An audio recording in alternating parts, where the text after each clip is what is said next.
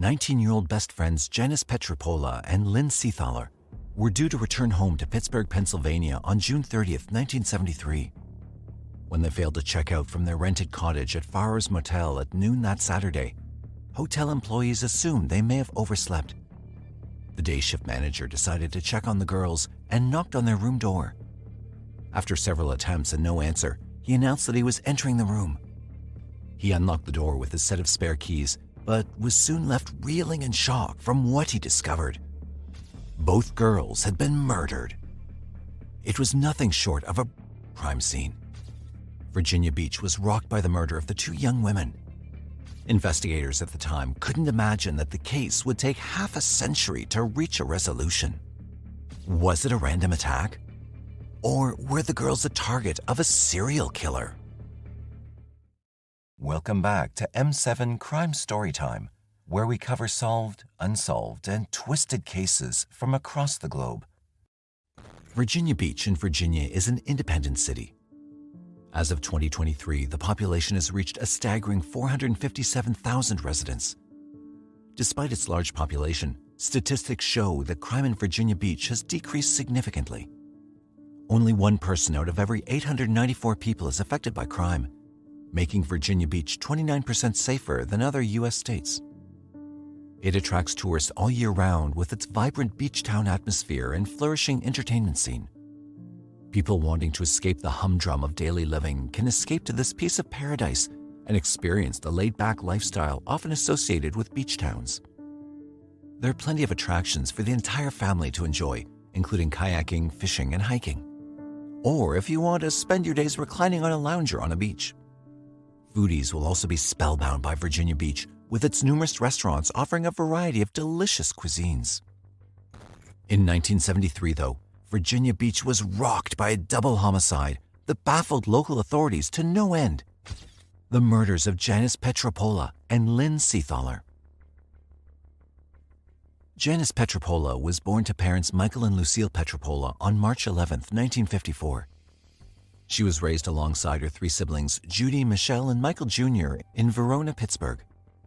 Janice was described as a gentle and kind girl who had great ambitions for herself. One of her most prized possessions was her Volkswagen Beetle, which she bought after working part-time through high school. She graduated from Penn Hills High School in 1972 and was working as an editorial assistant for a financial magazine.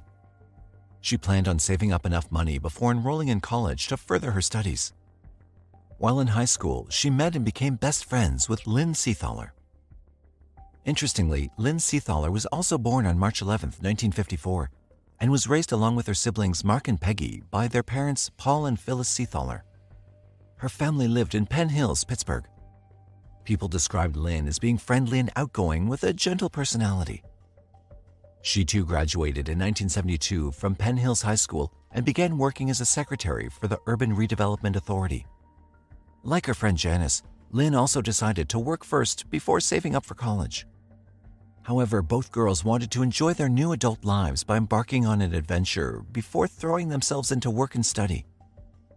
In the summer of 1973, Janice, Lynn, and a few of their high school friends decided to take a trip to Virginia Beach to enjoy a well-deserved break.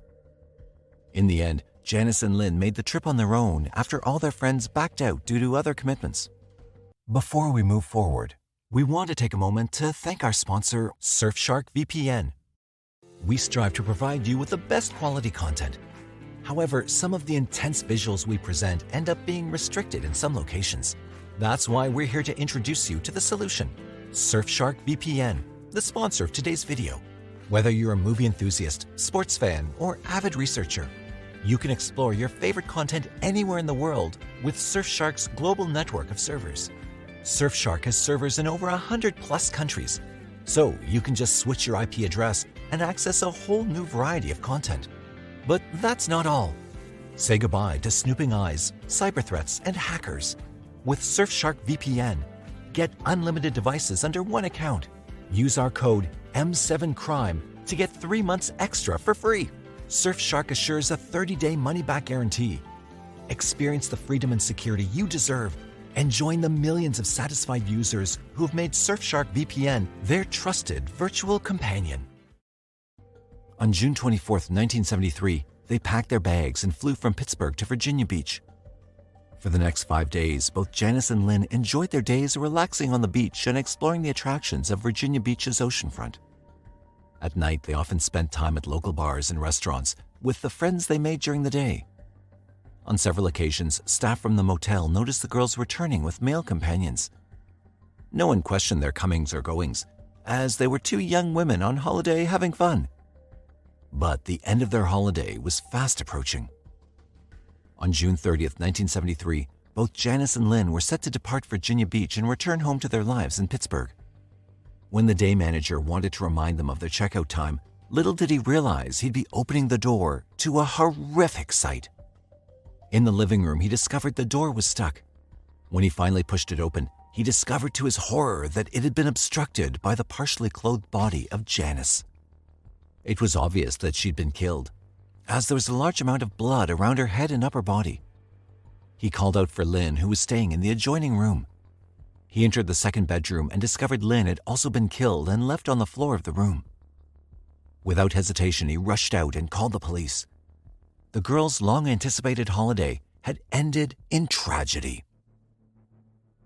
Police arrived within minutes of the call and walked into what could only be described as a disturbing crime scene. Both girls had been killed and left on the floor like rag dolls. The scene before them showed signs of a violent struggle. The room had been scattered with the belongings of both Janice and Lynn. Their bodies had been beaten and bloodied, and both girls were eventually killed with gunshot wounds to their heads. The bodies were taken away for an autopsy to determine the exact cause of death as investigators continued to search for clues. A window screen was discovered outside the cottage. Investigators surmised that the killer had entered through the window. What they could not determine was if the killer had been waiting in the room before they entered or had come in while they were asleep.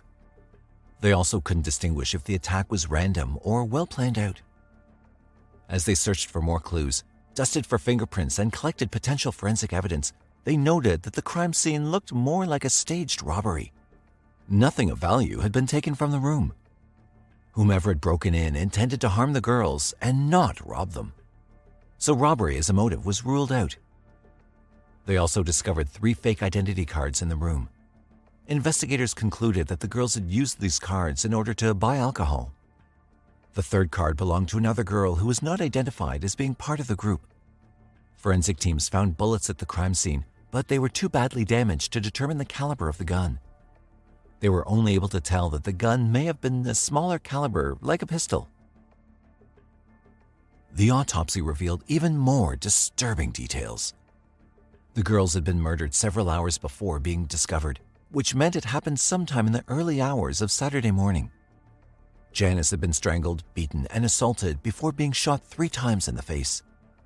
Lynn had not been assaulted, but she was strangled, beaten, and had a 4-inch slash across her neck before being shot twice in the face. A broken wine glass was discovered in the room and had traces of blood on it that matched with Lynn. Forensic evidence was gathered from beneath the fingernails of the girls and swabbed from their skin. This was safely stored away for investigators to use in their forensic analysis. The case had filled investigators with more questions than answers. Who would want to harm 2 girls on vacation, and what could be the reason? Led by William Hayden, a captain at the Virginia Beach Police Department, the investigation began in earnest. They began by interviewing motel staff about the night before the incident. The night manager revealed that he'd seen the girls walking back between 11:30 p.m. and 1 a.m. the night before. They were alone and seemed in good spirits. Upon interviewing other staff members, they discovered that the girls had made several male friends and invited them over to their rooms in the course of their 5-day vacation. Half the police department in Virginia Beach were tasked with searching for the girls' killer or killers. They searched rooftops, manholes, seaside hangouts, and local bars for anyone suspicious. A helicopter team was brought in to provide surveillance from the sky, but nothing they did brought them any closer to finding the people responsible. Another team worked on interviewing several men who knew the girls while they stayed at the motel. Each of the men interviewed were able to provide reliable alibis and even allowed investigators to swab them for DNA testing. After a week of intense detective work, investigators had followed through on several leads that led to dead ends and hundreds of interviews that provided no new clues. Captain Richard C. Davis, the commanding officer of the Detective Division in Virginia Beach, said that several suspects had been eliminated and they did not have any more identifiable suspects to investigate. As the investigation continued in Virginia Beach, the families of Janice and Lynn laid the girls to rest on July 5, 1973, in Pittsburgh, Pennsylvania. A lack of leads left police with more dead ends as the years progressed. DNA testing, too, was still being developed, and as new technology started to emerge, investigators working on the case tested what forensic evidence they recovered. The results, however, were not satisfactory. What technology did help them discover was that the gun used had been a .22 caliber pistol. Another promising lead did show itself 10 years after the murders of Janice and Lynn. Captain Hayden followed up on a lead that had him flying out to Los Angeles in 1983 to investigate two suspects whose names had come up during the initial investigation. This lead also didn't pan out in the end, after it was discovered that the two men had not been involved at all in the murder of both girls. Investigators had also looked into the possibility of Janice and Lynn being the victims of a possible serial killer in the Virginia Beach area. Investigators' only link to the developing case was the victims who had been around the same age as both Janice and Lynn. There were 11 girls who had been murdered. They were all young, attractive, and Caucasian. Other than that, there were no distinguishing elements in the cases that could link them all together, but this remained their strongest possibility. Investigators hoped that by identifying the suspected serial killer, they'd find the answers to Janice and Lynn's murder. By 1988, though, the investigation had reached a burnout. The dossier that sat at the Virginia Beach Police Department was filled with a whopping 1,300 pages of notes and investigation files. But the investigation had turned cold. Over the years, detectives looked into the case, followed up leads, and retested forensic evidence. However, there were no hits, and once again, the file was kept away to be looked at another time. In 2018, the cold case finally got its first tangible lead in over 45 years. During another review of the police department's review of cold cases, the murder case of Janice and Lynn was once again investigated. Given that there had been great strides made in DNA research over the past 4 decades, investigators decided to utilize the new technology. Using advanced methods, forensic evidence recovered from Janice and Lynn's autopsies was sent for testing. After uploading the newly developed DNA profile in the national database, they received a positive result. The Virginia Police Department turned to several other police departments and law enforcement agencies to help with the investigation. These included the Federal Bureau of Investigation, Naval Crime Investigation Service, and New York Police Department.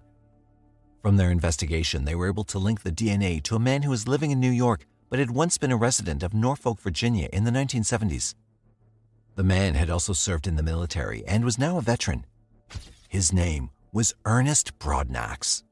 On April 8, 2019, police arrested 81-year-old Ernest Broadnax. It has been nearly 5 decades since 2 teenagers were murdered, and now police say they finally caught the person responsible. New York City police arrested 80-year-old Ernest Broadnax for the cold case murders. They believe he killed the 2 girls who were staying at a beach house in Virginia Beach back in 1973. He'd been living in an affordable housing colony for veterans in Queens, New York. According to police, when they arrived to arrest him, Ernest nodded and allowed police to escort him to the waiting police car. Neighbors identified Ernest as being a friendly and kind guy who also tried to help others in his community. He was very nice. He was very calm. I never seen him violent. I never seen him say a vicious word to anyone, but you just never know who you're with. He was someone they described as being shy and preferring to spend time in solitude. They were shocked to discover that he had a very dark past. There's been not much reported about Ernest's early life. According to reports, Ernest was born in 1938 and lived in Norfolk, Virginia. He'd been married and divorced and enlisted in the military. He worked for the U.S. military until he was incarcerated in the late 1960s for an assault charge. It's unknown if he left the service before the arrest or was given a dishonorable discharge. However, in the 1970s, he was released and married for a second time. But the marriage did not last as Ernest became abusive towards his wife. Shortly after his divorce, investigators believe Ernest committed the murders of both Janice and Lynn. Exactly what caused the sudden escalation of his crimes could not be determined. His whereabouts thereafter remained unknown, but his criminal record shows a different picture. he had 14 prior arrests dating as far back as the 1990s. In 2001, he was arrested and sent to prison on 3 separate occasions for the crimes of burglary and assault. He was released in 2013 and had since kept a low profile living at the Veterans Housing in Queens, New York ever since. According to one neighbor, Ernest had once hinted at having committed a terrible crime that hurt someone, but he did not elaborate. He also admitted to residents at the apartment that he once suffered with drug and alcohol addiction, but had recovered following a stint in rehab. Following the arrest of Ernest Broadnax, Virginia Beach Police Chief Jim Cervera addressed reporters and explained the arrest procedure. The case to give closure to the family members who are still around and to make sure that this individual is held accountable for his actions. June 30th, 1973, 19-year-old Lynn Seethaler and 19-year-old Janice Pietropola were on summer vacation. They're from Pennsylvania, from the Pittsburgh area. They were found slain, a homicide in a cottage located at 10th Street and Atlantic Avenue. Investigators went to the scene. They worked as many leads as they possibly could. Eventually, the case turned cold.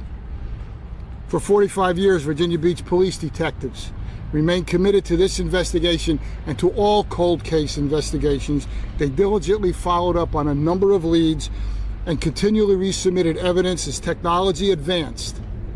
In their effort was to bring justice to the victims, to the families, and to hold the perpetrator accountable. Janice's brother, Michael Pietropola, described how their family suffered and how he was grateful that a suspect was found. Unfortunately for victims' families, this is a life sentence.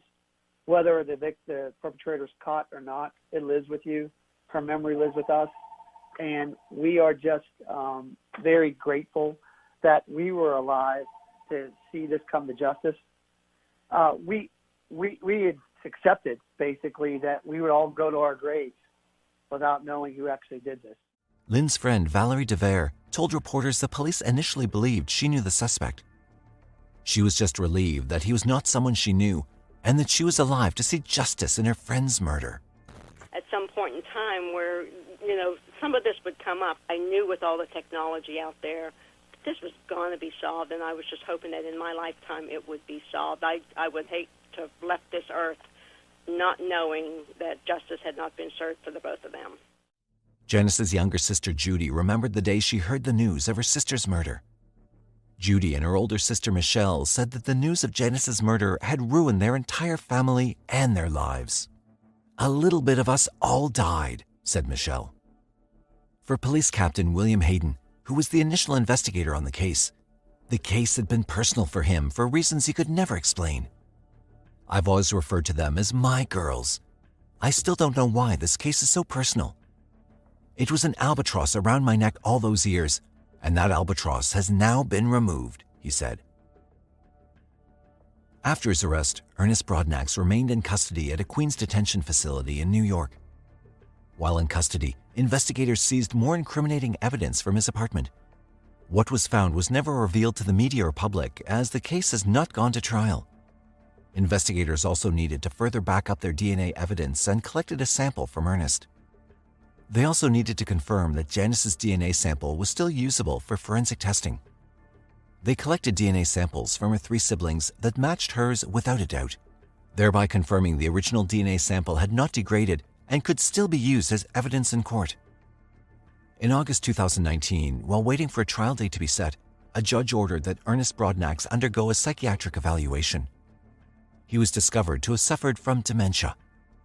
The report concluded that he was unfit to stand trial as his memory, thinking, and social abilities would interfere with his recollection of the incident. The Attorney General's office then filed a civil charge against Ernest as they sought to have a judge label him as a violent predator likely to reoffend. Under state law, it would allow prosecutors to have him indefinitely committed to a psychiatric facility, even if he doesn't face a trial in the criminal case. He was detained at the Eastern State Hospital in Williamsburg, New York. The judge ordered that he remain there and receive treatment while the prosecution worked on developing a case. While at the facility, he underwent several evaluations. At some times, he was considered competent, while at other times, he showed signs of severe dementia. The trial date hearing was postponed until 2021 due to the pandemic. In late 2021, a court hearing was held to determine whether Ernest was to go on a trial. A Virginia Circuit Court judge found that there was probable cause to hold a trial to determine if Ernest was likely to return to his violent ways again at his advanced age. This was determined after hearing testimony from Virginia Beach cold case detective Christy Curtis, clinical psychologist Michelle Seethaler, and arguments from Ernest's lawyer, Thomas Shepard. Curtis testified that during her interview with Ernest, he recalled working at Nick's restaurant on the ocean front in Virginia Beach in the early 1970s. He also remembered both Janice and Lynn and referred to them as peep show girls. Dr. Seethaler had interviewed and evaluated Ernest's mental health and criminal records. She testified that Ernest had a high risk of reoffending, noting that he displayed antisocial personality disorder and acted in his own interests. Ernest's lawyer, Thomas Shepard, argued that Ernest should be given a chance. He cited that his client had not returned to crime since his release in 2013 and had shown good behavior. But the case would never go to trial.